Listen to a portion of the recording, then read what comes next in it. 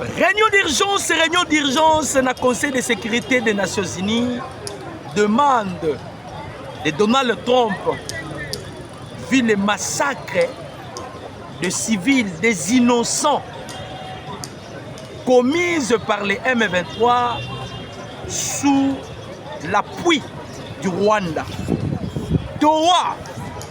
Donald Trump donne ses conditions. Qu'est-ce qui se passe au juste? Bote ba Congomani, bote na ba internautes, surtout bino ba abonné ya Dr News. Bote ba papa, bote ba maman. Toyebi ke boza déjà ebele. Liboso ya ba etando eke na bino na soucia koluka koyeba petit frère na bino ayeli bino nini. Mwana na bino ayeli bino nini eloba nango papa na ngai Paul Mbuya na Bruxelles. Petit oye na nini lelo. Eza ya koyinda papa Paul Mbuya. Eza ya koyinda mama Jeanne. Eza ya koyinda mama Angélique ndeko na ngai nyoso na poto ba diaspora. Eza ya koyinda après le massacre ya ba IM23 commise sous l'appui du Rwanda, les États-Unis a signé le Conseil de sécurité à côté d'urgence réunion. Ah, toujours le banabino réunion d'urgence dans le Conseil de sécurité. Ma bezanini, peuple congolais. Bon, côté réunion, bon, bimisi résolution. Mais applicabilité à résolution, vous êtes incapable. C'est ça le mal. Parfois, toujours mon et la communauté internationale, basa complice. Parce que trop c'est trop avec les M23, trop c'est trop avec les AFC, trop c'est trop avec Nanga et ses supplétifs Joseph Kabila ainsi que Paul Kagame. Trop c'est trop. Voilà un peu numéro, il y a des cryptages que nous allons décrypter ensemble dans le peuple congolais. Ici, quand nous sommes Zouami, Tolobakayango, mais de fois, un véritable Congolo, ça koluka koyeba état de santé ya mboka na yo pays na yo lalaki ndenge nini pays de la moki un véritable Congolais va censé koluka koyeba situation sécuritaire ya est de la République. Un Congolais va censé koyeba mazali koleka même na Doha bandeko ba Congolais. Les gens oublient que la RDC avait déjà rapporté la victoire. Les AFC, les M23, Joseph Kabila, Nanga, ils oublient que tu cites au rapporteur qui victoire. On est déjà de vainqueurs.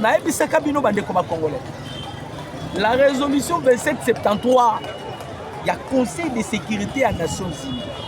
Il y a 15 membres permanents. On va voter sur la résolution 2773 à unanimité. Tolobaki ezali bi marqué à l'extérieur et kobota bambuma ezalaki bi marqué à l'extérieur mais et kobota bambuma, c'est-à-dire on marche déjà dans la victoire. Nous sommes déjà dans la victoire. Donc tu sais que d'ici a réussi ça diplomatie là assis à Silissa donc il est qui n'a droit. Les accords qu'on avait signés avec le Rwanda à Washington, c'était avec le Rwanda et la République démocratique. Maintenant, Doha, ils allaient qui bronche. Pour que le papote s'accorde à Kimia entre Bissot et Baïa. Mais, Washington a été paraphraser ce qui a été déjà fait dans le Conseil de sécurité des Nations Unies.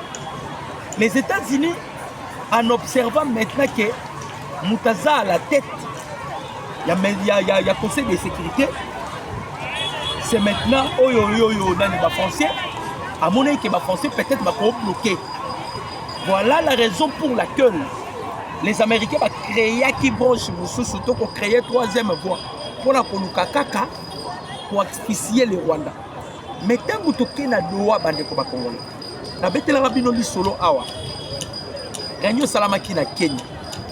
Tant que Réunion Salami na Kenya, objectif il y a Réunion Zalaki. Pas rouler la République démocratique du Congo.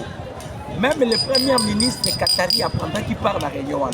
Voilà pourquoi nous demandons même au gouvernement chasser. Il faut chasser les Émirats arabes.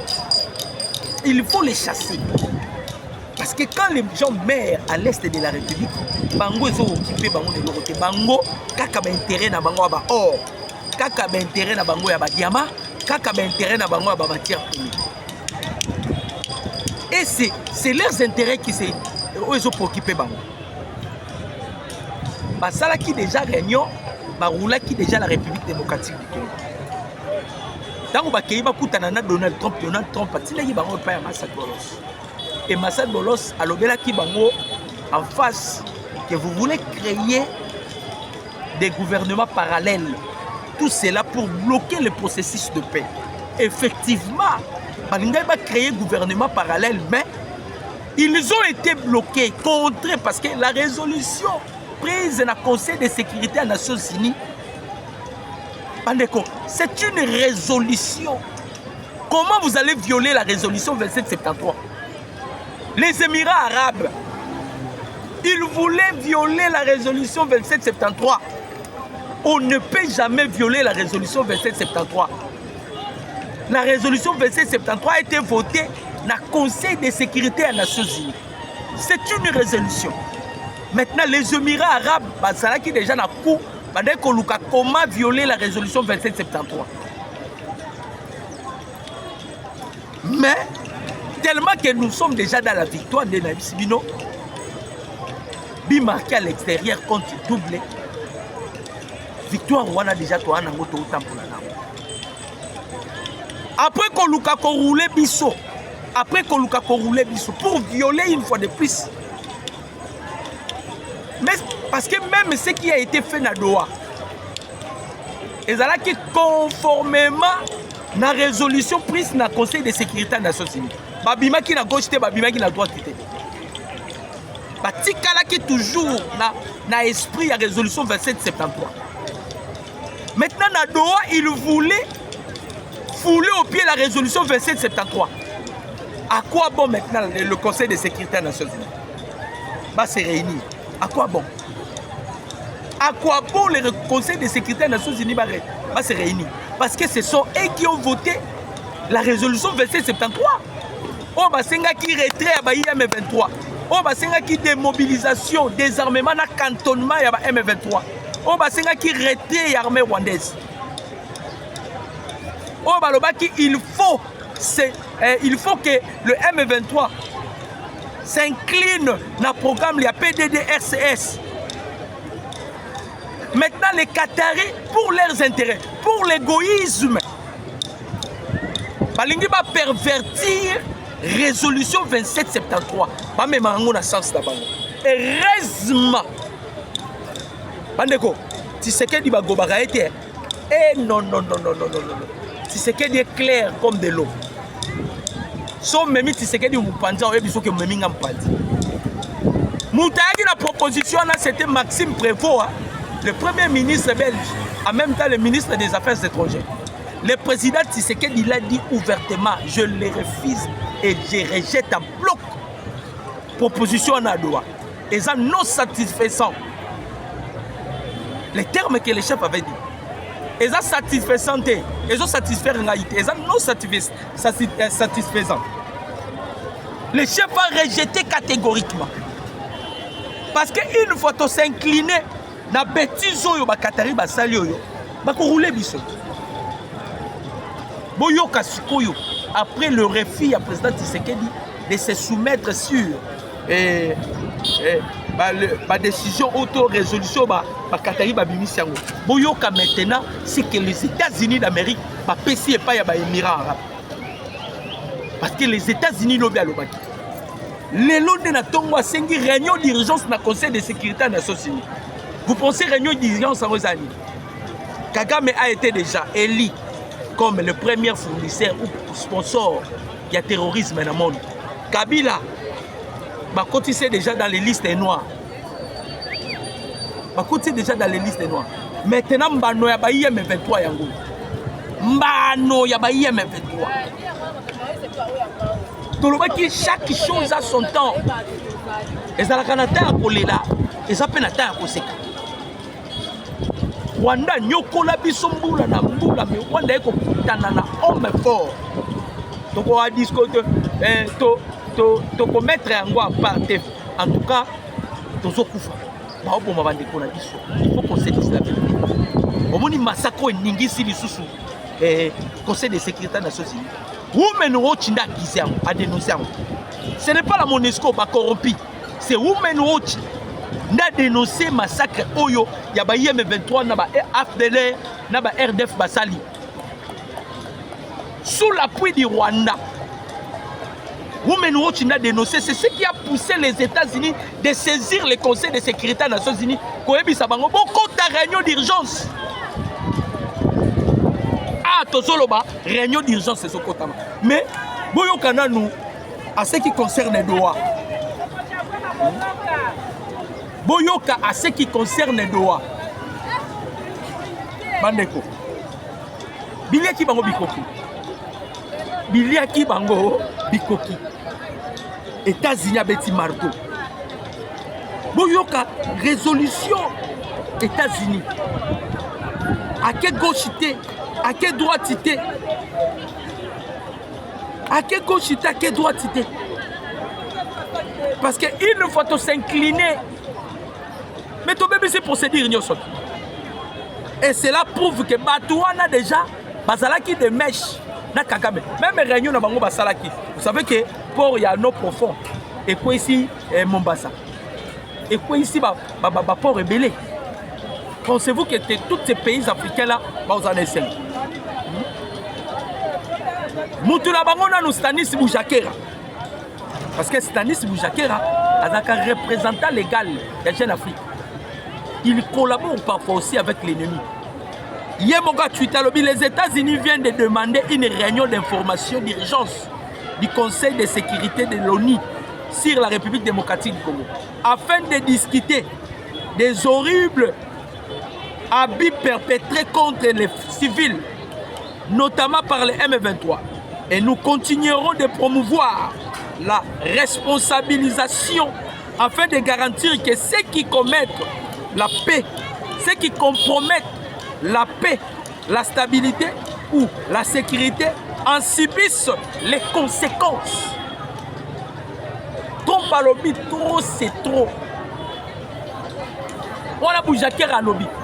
Trompe à lobby, trop c'est trop. Cette fois-ci, nous allons passer en action. Faire la guerre avec les Ouazalènes, vous êtes incapables. C'est maintenant les civils qui sont des cibles. Les civils au Bazoboma, ce sont des civils qu'on les force pour l'intégrer dans la rébellion. Ils refusent. Alors nous avons une mission.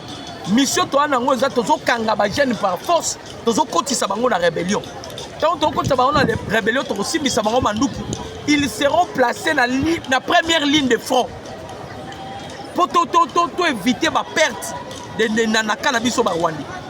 Parce que ba koufi ebele, il prend maintenant par force des Congolais. Vous êtes où Conseil de sécurité des Nations Unies? Où maintenant on dénoncé les rapports des experts de la Nations Unies va dénoncer. Bolinga Ikaka Donald Trump a tellement saisir Bino pour la réunion d'urgence pendant que les Congolais meurent à l'est de la République.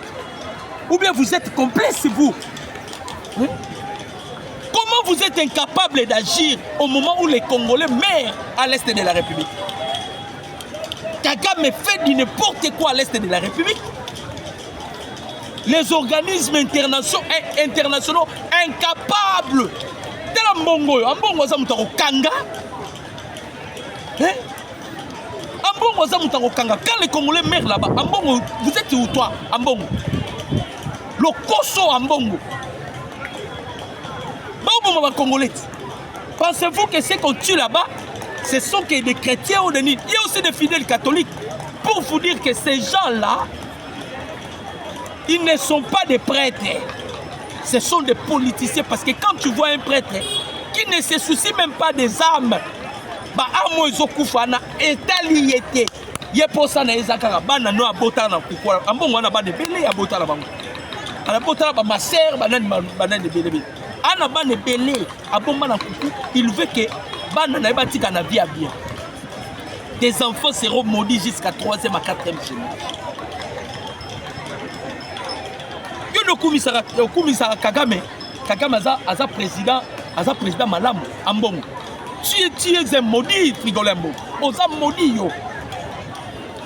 Kagame c'est un président exemplaire. Women watch azo dénoncer l'organisme international va dénoncer. Le M23 va continuer ko bomba bande ko ngai ba congolais la est. Bino pe bande ko Goma na Bukavu. Tala bana basi mususu Goma na Bukavu. Bokomi ko se coupler na bango na ba M23. So bali ba bomba M23 ake bomba na ndako. So bosa na ke muto zo bomba na ndako. Lobi ya ko bomba yo. E bandu ko wa boni ya Goma na Bukavu. Botika biloko bozo sala. Il faut dénoncer Batouana. Il faut dénoncer tous ces Rwandais là parce qu'ils sont là. Ils ont une mission précise. Et la mission ils ont acquis et pas y a Paul Kagame, c'est d'exterminer tous les Bantous pour les remplacer avec des nilotiques. C'est ça la mission par laquelle ils ont été confiés par Paul Kagame. C'est d'extermination de tous les races Bantous pour installer des nilotiques. C'est grave. Boyoka, Bandeko, bombe. La fin de la négociation du processus de Doha, Qatar. Bombe, il y a retardement. Un accord préliminaire vient d'être remis aux partis Rwanda et la République démocratique du Congo et mouvement terroriste du M23. AFC. Avant la signature de l'accord définitif qui devrait normalement intervenir dans les 48 heures, les États-Unis ont exigé de l'émirat du Qatar qu'une mesure préventive de rétention administrative de membres des délégations congolaises, rwandaises et du M23 soit adoptée afin que les dites personne ne puisse pas quitter Doha, Qatar, sans avoir signé l'accord définitif. En résumé, l'accord préliminaire qui vient d'être remis aux partis, la République démocratique du Congo, le Rwanda et le M23, exige 4 choses indispensables et non négociables. 4 choses. Ça, c'est les États-Unis qui disent 4 conditions. 4 conditions. Aux Américains, première condition, le désengagement, c'est-à-dire les retrait du Rwanda défense force. Les retraits du Rwanda défense force, c'est-à-dire RDF en cycle, et du M23 bar AFC. Basengi bangona nous retrait. 2.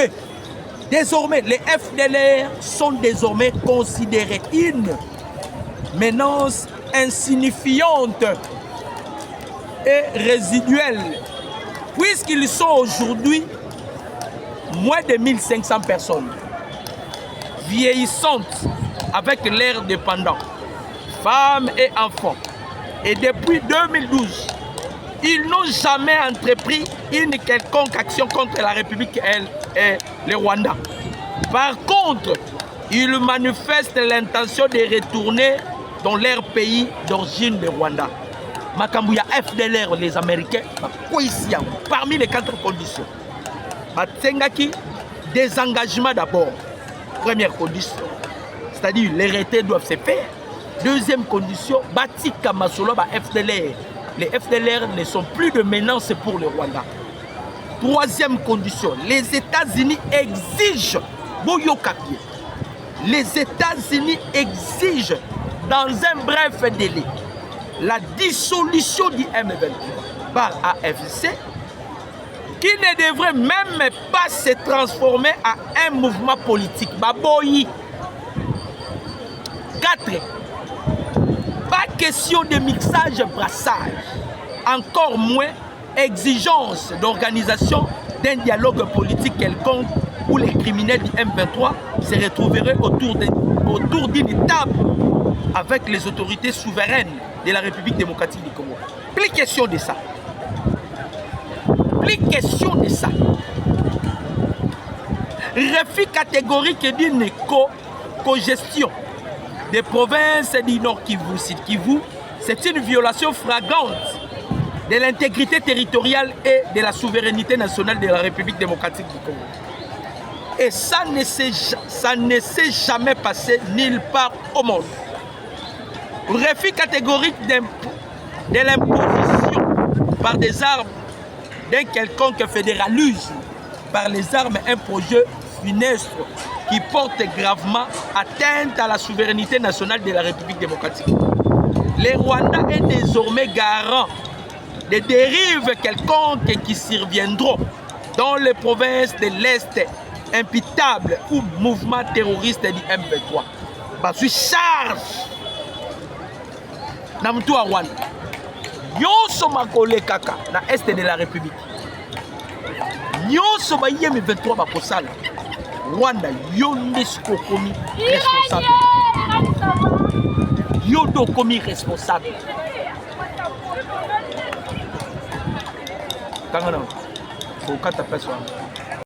Levé du commandant suprême de la force armée de la République démocratique du Congo, son Excellence Félix Antoine Tshisekedi Tshilombo, vient d'être exaucé.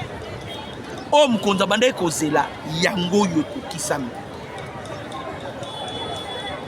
C'est que le chef de l'État, Abande Kozela, Yango Isalini Kisame.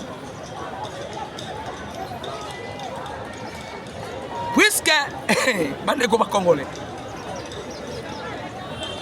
les M23, les R2, Nakagame, Baleli Munoko Yamboka. Baleli Munoko Yamboka. C'est-à-dire Makambado Esili. Les Qatar, Angaka a roulé biso. Les Nzambé à Congolais n'engana ebisaka bino.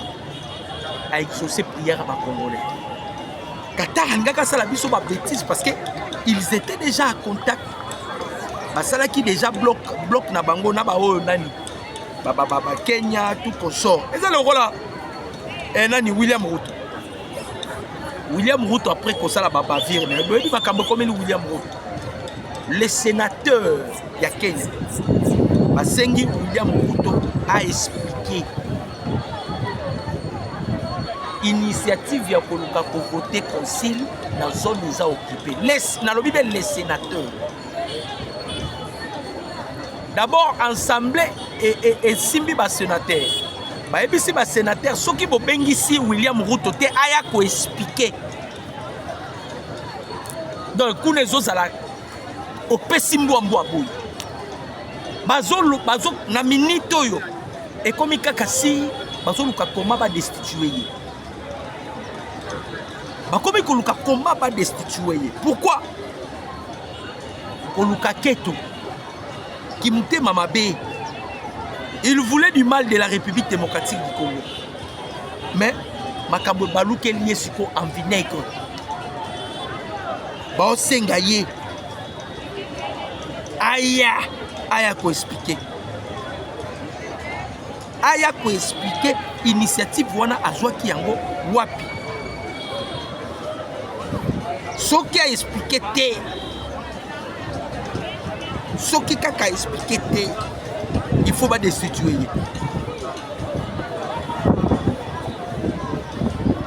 Il faut pas destituer.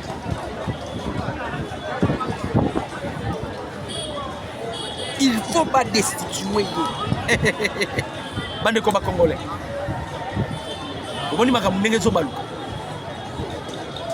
Non seulement Conseil de sécurité Kotina Lombangu.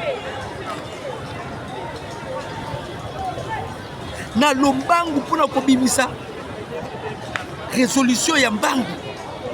Ils vont maintenant chercher ya koluka d'abord ba commanditaire bato basale loko. Après koluka ba commanditaire, on doit maintenant frapper ba commanditaire parce que women watch a leli Conseil de sécurité beaucoup tambangu soki bosi beaucoup titawa ba kosilisa ba congolais na koboma na Paul Kagame kaka bazosala sabotage.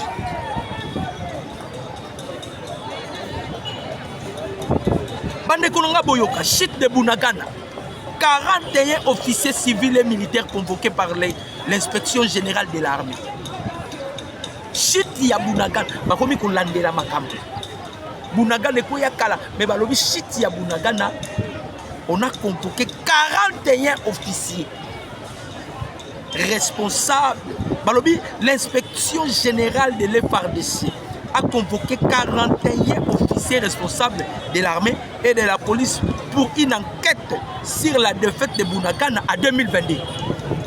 Ces officiers, dont plusieurs anciens chefs d'état-major et commandants d'opération, sont auditionnés pour faire la lumière sur la gestion des opérations militaires dans la région. Parmi eux, le général d'armée Christian Chiwewe, l'ex-commandant des opérations Falsi Kabwe, ou encore les commandants de la garde républicaine Ephraim Gabi Kirinza, des officiers encore en poste comme le général Jean-Claude Nsinga Bounian sont aussi concernés. L'objectif, identifier les failles, corriger les erreurs et restaurer la crédibilité de l'armée face aux envers, face à la rébellion du M23 soutenue par le Rwanda. Cette démarche intervient dans un contexte de critiques sur la condition des opérations. 41 officiers. Babi Papa Boyanan. Vous expliquez biso. Ah ouais, quoi qui n'est nini. Ah ouais, quoi qui n'est nini. Ah ouais, quoi qui n'est nini. Ah ouais, quoi qui n'est nini. Balobi bazo salango na objectif. Il faut réparer d'abord les erreurs perpétrées pour aller maintenant de l'avant. L'objectif, il y a pour aller de l'avant. De l'autre côté déjà, les Américains vont maintenant agir.